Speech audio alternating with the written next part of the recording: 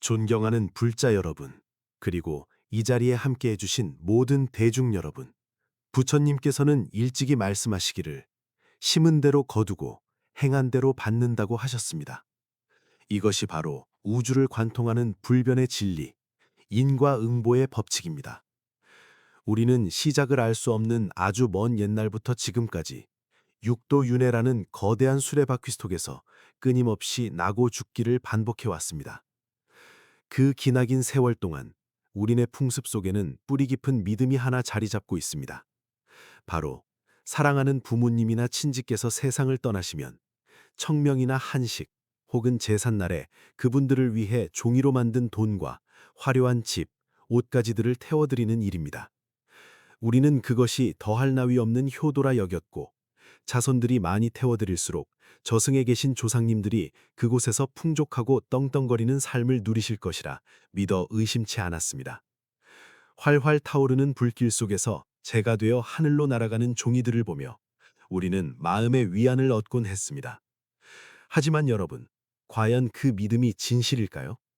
우리가 정성스레 태워 올린 그 수많은 곡물들이 과연 조상님들께 복이 되어 닿고 있을까요? 오늘 저는 여러분께 저승의 명부에서 전해져 온 실로 기이하고도 충격적인 이야기 하나를 상세히 들려드리고자 합니다. 이 이야기는 단순한 전설이 아니라 우리가 수천 년간 이어온 제사 문화와 그 이면에 숨겨진 인과의 실체를 적나라하게 보여주는 거울과도 같습니다. 부디 오늘 이 이야기를 통해 마음의 눈을 뜨고 진정한 효와 공덕이 무엇인지 깊이 사유하는 시간이 되시기를 바랍니다. 먼 옛날 동안시대의 이야기입니다. 당시 세상은 걷잡을 수 없는 전란의 소용돌이에 휘말려 있었습니다. 드넓은 대지는 붉은 피로 물들었고 백성들은 도탄에 빠져 신음했습니다. 굶주림과 병마 그리고 칼날에 쓰러진 시신들이 들판을 가득 메웠고 가족을 잃은 이들의 통곡 소리가 천지를 진동케 했습니다. 이승이 이토록 아비규환의 지옥도와 다를 바 없었으나 삶과 죽음의 경계를 넘어선 저승, 그 유와 무의 세계는 인간 세상의 혼란과는 무관하게 그들만의 엄격하고도 냉정한 질서로 돌아가고 있었습니다. 그곳에는 최씨성을 가진 판관이 한 분 계셨습니다. 그는 살아생전 서슬퍼런 칼날 앞에서도 결코 굽히지 않는 강직함과 털끝만큼의 사심도 없는 청렴함으로 이름을 떨쳤던 관리였습니다. 그는 생전에 쌓은 그 호연지기와 맑은 업식 덕분에 사후에 저승의 판관이라는 중책을 맡게 되었습니다. 최 판관은 매일같이 저승의 구석구석을 누비며 이승을 떠나온 수많은 영혼의 사연을 듣고 그들의 잘잘못을 가리는 일을 했습니다. 그는 억울한 영혼을 달래기도 하고 죄업이 두터운 영혼을 꾸짖기도 하며 음양의 조화를 위해 헌신했습니다. 그러던 어느 해 이승에 다시 청명절이 찾아왔습니다. 산자들은 조상의 묘를 찾아 풀을 깎고 제물을 바치며 분주히 움직였고 그에 맞춰 저승의 관문인 나하교 앞도 새로 들어오는 망자들로 인산인해를 이루었습니다. 최판관은 여느 때와 다름없이 망자들의 행렬을 살피기 위해 다리 근처로 순시를 나갔습니다. 그런데 그날따라 최판관의 눈에 들어온 광경은 실로 기괴하고도 참혹하기 그지없었습니다. 다리를 건너는 망자들의 모습은 하나같이 평안함과는 거리가 멀었습니다. 그들은 마치 천근 만근 되는 무거운 형틀을 짊어진 죄인처럼 허리가 굽어 있었고 다리는 후들거려 한 걸음을 떼는 것조차 고통스러워 보였습니다. 그들의 얼굴은 일그러져 있었고 입에서는 앓는 소리가 끊이지 않았습니다. 최판관이 눈을 크게 뜨고 자세히 살펴보니 그들의 몸에는 이승의 가족들이 정성스레 태워보낸 온갖 물건들이 주렁주렁 매달려 있었습니다. 그런데 이상하게도 이승에서는 가볍디 가벼운 종이에 불과했던 그 물건들이 저승의 희미하고 서늘한 불빛 아래서는 묵직하고 차가운 금속성의 광채를 띠며 망자들을 짓누르고 있는 것이 아니겠습니까? 의구심을 가득 품은 최판관은 힘겹게 다리를 건너는 한 무리의 영혼들에게 다가갔습니다. 그중 맨 앞에서 걷고 있는 백발이 정성한 노인은 그야말로 처참한 몰골이었습니다. 노인의 온몸에는 자손들이 보내준 금색, 은색 종이돈이 마치 물고기의 비늘처럼 빽빽하게 붙어 있었습니다.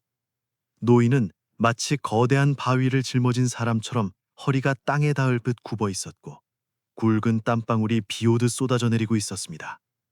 그가 발을 한 번 뗄 때마다 땅이 울리는 듯한 무거운 소리가 났습니다. 재판관은 측은지심을 느끼며 노인에게 조용히 물었습니다. 노인장, 어찌하여 그리 힘겹게 걸으십니까? 무엇이 노인장을 그토록 괴롭히는 것입니까?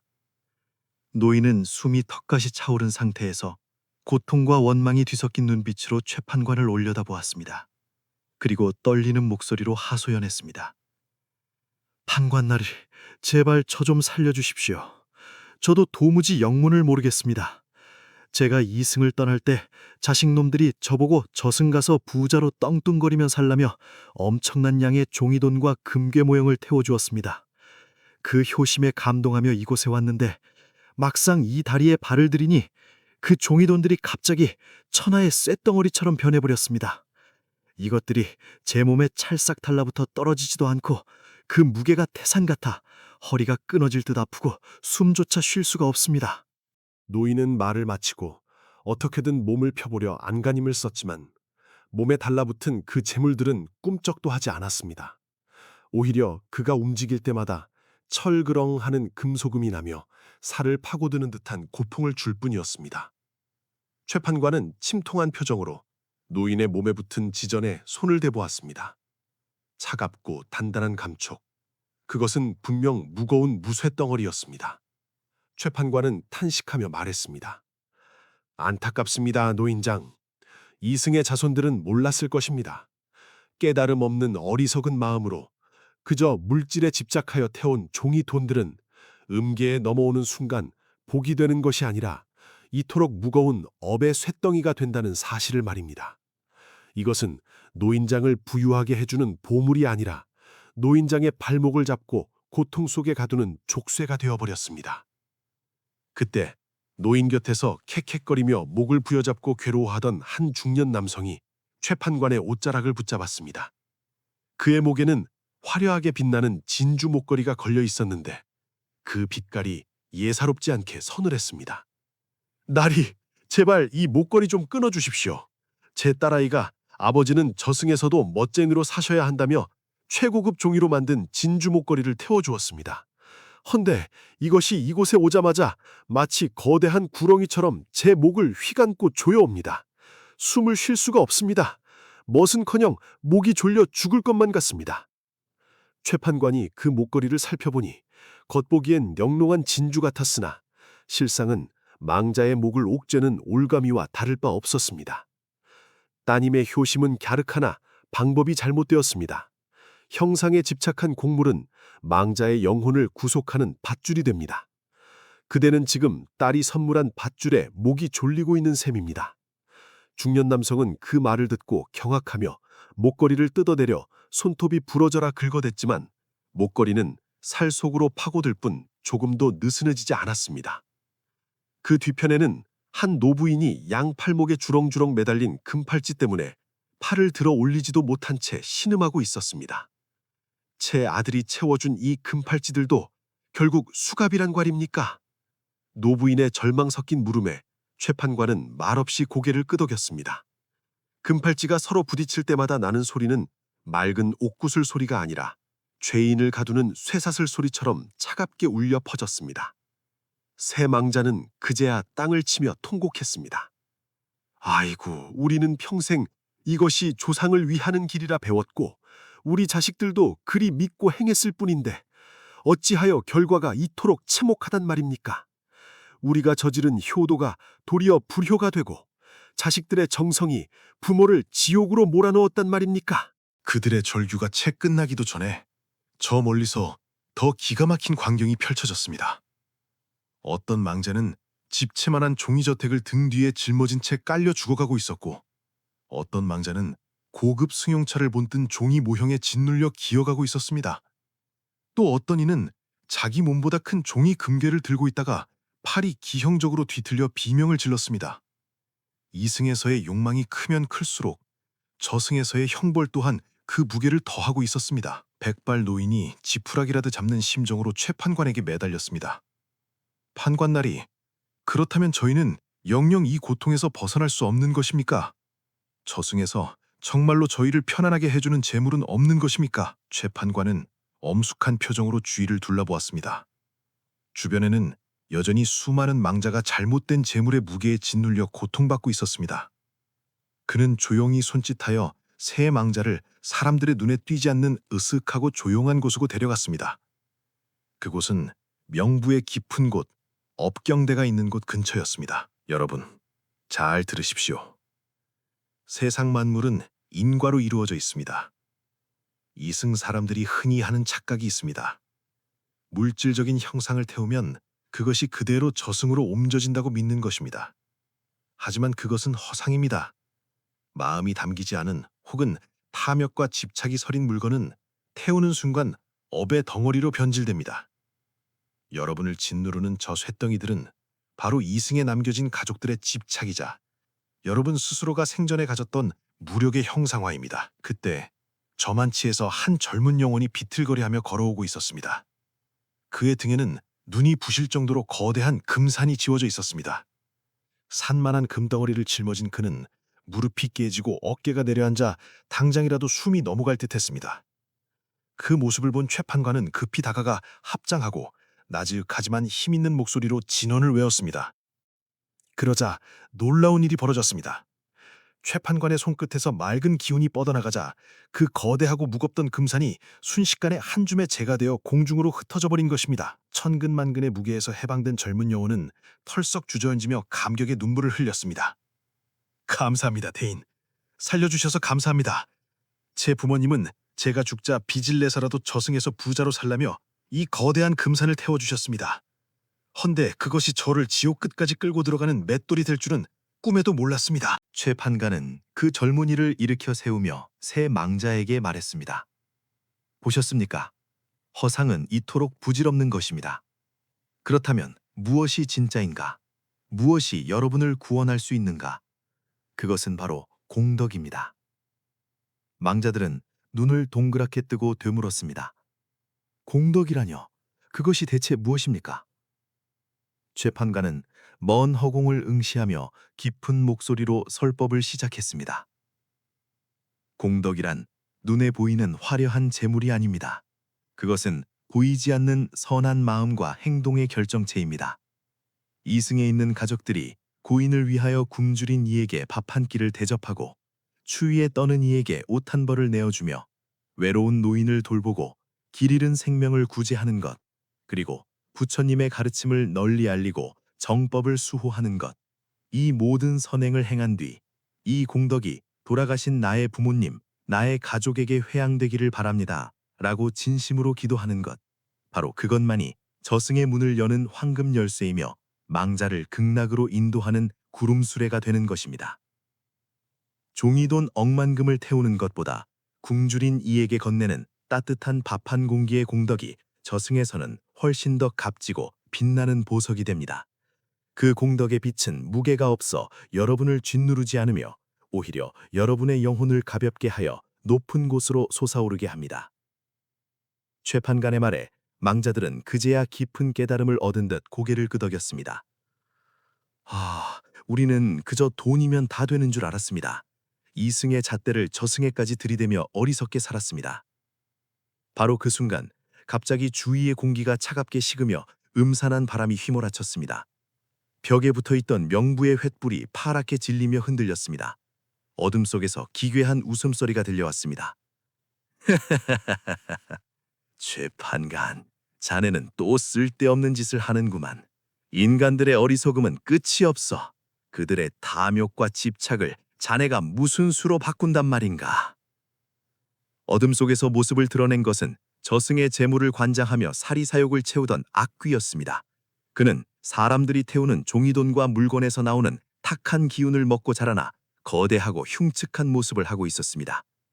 나는 인간들이 보내는 그 헛된 욕망의 재물들을 좋아해.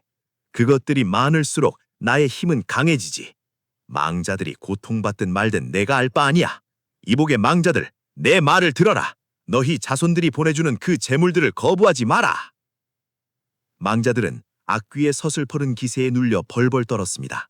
하지만 최판관은 한 취의 물러섬도 없이 당당하게 악귀를 꾸짖었습니다. 네 이놈, 사악한 요물아! 너는 너의 배를 채우기 위해 인간들의 효심을 이용하고 망자들을 영원한 고통의 구렁텅이로 몰아넣고 있구나. 내 오늘 부처님의 위신력을 빌러 네 놈의 그 사악한 뿌리를 뽑아버릴 것이다. 악귀가 분노하여 검은 멍석 같은 손을 휘두르자 폭풍 같은 어둠이 덮쳐왔습니다. 그러나 최판관은 침착하게 합장하고 마음을 모아 나무아미 타부를 염송하며 그동안 갈고 닦은 수행의 힘을 발휘했습니다. 그러자 최판관의 몸에서 찬란한 금색 광명이 뿜어져 나왔습니다. 그 빛은 자비의 빛이자 지혜의 빛이었습니다. 어둠은 빛을 이길 수 없는 법. 금색 광명이 닿자 악귀의 몸은 마치 불에 타는 눈사람처럼 녹아내리기 시작했습니다. 크악! 이 공덕의 빛은 견딜 수가 없다! 비명과 함께 악귀는 한 줄기 검은 연기가 되어 허공으로 흩어져 사라졌습니다. 주위가 다시 고요해지고 따뜻하고 상서로운 기운이 감돌았습니다. 최판관은 놀란 가슴을 쓸어내리는 망자들을 다독이며 말했습니다. 보셨습니까? 사악한 기운은 공덕의 빛 앞에서는 맥을 추지 못합니다. 이제 여러분은 이 사실을 이승의 가족들에게 알려야 합니다. 더 이상 무의미한 종이 조각에 매달리지 말고 참된 공덕을 쌓게 해야 합니다. 새 망자는 간절히 물었습니다. 하지만 판관님, 저희는 이미 죽은 몸입니다. 어떻게 이승의 가족들에게 이 사실을 알릴 수 있겠습니까? 진심은 통하는 법입니다. 오늘 밤 보름달이 뜨고 음기가 강해지면 잠시 이승과 저승의 경계가 얇아질 것입니다. 그때 자손들의 꿈속에 현몽하여 이 이치를 전하십시오. 그날 밤 새 망자는 최판관의 도움을 받아 빛이 되어 이승으로 날아갔습니다. 그리고 사랑하는 가족들의 꿈속에 나타났습니다. 백발 노인은 큰아들의 꿈에 나타났습니다. 무거운 쇠돈을 짊어지고 피를 흘리는 모습을 그대로 보여주며 피를 토하듯 말했습니다. 아들아, 제발 종이돈을 태우지 마라. 그것은 나를 불태우고 짓누르는 고문도구일 뿐이다. 진정 나를 위한다면 그 돈으로 배고픈 이웃을 먹이고 헐벗은 이를 입혀다오. 그리고 그 공덕을 나에게 보내다오. 꿈에서 깬 아들은 식은 땀을 흘리며 통곡했습니다. 그는 그 길로 창고에 쌓아둔 제사용 종이돈을 모두 치워버리고 대신 쌀과 옷을 사서 마을의 가난한 독거노인들을 찾아가 나누어 주었습니다. 그리고 아버지를 위해 매일 지장경을 독송하며 그 공덕을 회양했습니다. 중년 남성의 딸 역시 꿈속에서 목이 졸려 괴로워하는 아버지의 모습을 보고 소스라치게 놀라 깨어났습니다. 그녀는 자신의 허영심이 아버지를 괴롭혔음을 깨닫고 참회의 눈물을 흘렸습니다. 그녀는 그 후로 화려한 치장을 멀리하고 양로원과 고아원을 찾아가 몸으로 봉사하며 땀 흘려 쌓은 공덕을 아버지께 바쳤습니다. 노부인의 아들은 미신을 타파하고 불교 공부를 시작했습니다. 그는 길거리에 버려진 동물들을 거두어 돌보고 아픈 사람들을 위해 약값을 보태주었습니다. 그는 만나는 사람마다 진정한 제사는 태우는 것이 아니라 베푸는 것입니다. 라고 설파하고 다녔습니다. 이들의 변화는 작게 시작되었으나 그 파장은 실로 컸습니다. 마을 사람들 사이에서 종이돈을 태우면 조상이 고생한다더라, 진짜 효도는 공덕을 쌓는 것이라더라 하는 소문이 퍼져나갔습니다. 장사꾼 이복이라는 사람은 본래 남에게 인색하고 제사상만 화려하게 차려던 사람이었으나 이 이야기를 자네 듣고 크게 뉘우쳐 사제를 털어 다리가 없는 강에 다리를 놓고 가난한 아이들을 위한 서당을 지었습니다. 그러자 놀랍게도 그의 꿈에 조상님들이 나타나 환하게 웃으며 고맙다, 네 덕분에 우리가 천상으로 가게 되었다 며 축복해 주었고 이후 그의 장사는 더욱 번창하고 집안에는 웃음꽃이 끊이지 않았습니다. 어느 산골 마을의 훈장 선생님은 마을 사람들을 모아놓고 이 이야기를 들려주며 허리허식에 쓰던 비용을 모아 마을의 공동 우물을 파고 길을 닦는 데 쓰도록 이끌었습니다. 마을 전체가 공덕의 공동체가 되자 그 마을에는 질병이 사라지고 장수하는 노인이 늘어나는 기적 같은 일이 일어났습니다. 시간이 흘러 저승의 풍경도 완전히 달라졌습니다. 이승에서 올라오는 공덕의 빛이 저승을 환하게 비추기 시작했습니다. 망자들을 짓누르던 무거운 짐들은 자손들의 선행이 쌓일 때마다 하나둘씩 벗겨져 나갔습니다. 고통받던 영혼들은 가벼워진 몸과 마음으로 연꽃을 타고 극락세계로 향하게 되었습니다. 최판관은 그 아름다운 광경을 바라보며 비로소 환한 미소를 지을 수 있었습니다. 존경하는 불자 여러분, 그리고 대중 여러분. 오늘 들려드린 이 이야기는 단순히 죽음 이후의 공포를 조장하려는 것이 아닙니다. 이것은 어떻게 살 것인가에 대한 가르침입니다. 우리는 언젠가 모두 저승의 문턱을 넘게 됩니다. 그때 여러분의 짐이 무거운 쇳덩어리가 될지 아니면 여러분을 받쳐줄 가벼운 구름이 될지는 바로 지금 이 순간 여러분의 마음가짐과 행동에 달려 있습니다. 진정한 제사는 형식에 있지 않습니다. 불을 피워 무엇을 태우는 행위에 있지 않습니다. 그것은 남겨진 우리들이 고인의 뜻을 기리며 세상에 널리 자비를 베풀고 그 선한 영향력을 펼쳐나가는 것입니다. 따뜻한 말 한마디, 작은 기부, 남을 배려하는 행동 하나하나가 모두 조상님께 올리는 가장 향기로운 제물이 됩니다. 부디 오늘 이 법문을 들으신 여러분의 가정마다 지혜의 등불이 켜지기를 바라옵니다. 허상을 쫓지 말고 진실한 공덕을 쌓으십시오. 그리하여 훗날 여러분이 저승에 당도했을 때 최판관님이 반가운 미소로 맞이하며 그동안 참으로 잘 살다 왔다고 칭찬하는 맑고 향기로운 영혼들이 되시기를 간절히 축원합니다. 나무 아미탑을 관세음보살 성불하십시오.